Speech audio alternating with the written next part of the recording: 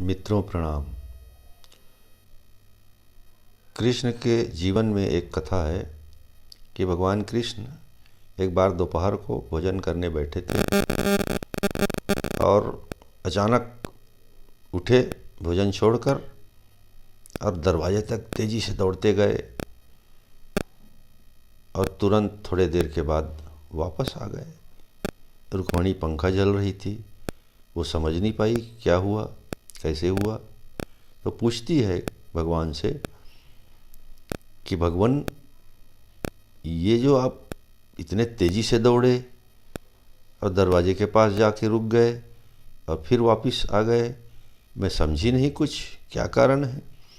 तो भगवान ने बताया कि राजधानी में मेरा एक भक्त भजन गाते हुए खड़ा है और लोग उसे पत्थर मार रहे हैं।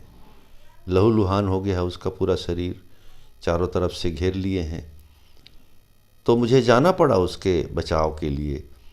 और जैसी मैं दरवाजे के पास गया और देखा तो वो स्वयं हाथ में पत्थर उठा लिया है। पहले तो वो बेसहारा था, इसलिए मुझे जाना पड़ा, लेकिन अब वो खुद अपनी सहायता करने में लग गया है। उसके पास हाथ में पत्थर है और वो जवाब दे रहा है उनको, तो इसलिए मुझे फिर वापस आना पड़ गया। तो मतलब ये है मित्रों कि भगवान निर्बल को साथ देते हैं। निर्बल के बलराम आपने सुना होगा। और जैसी वह व्यक्ति पत्थर हाथ में उठा लेता है जवाब देने के लिए, तो निर्बल कहाँ रहा वो। इसलिए कृष्ण वापस आ जाते हैं और फिर से भोजन करने लगते हैं। तो और हम भी अगर देखें अपने जीवन में, तो हम भी निर्बल नहीं हैं। कुछ न कुछ सहारा हम खोज लेते हैं अपने जीवन में और सहारा बना लेते हैं।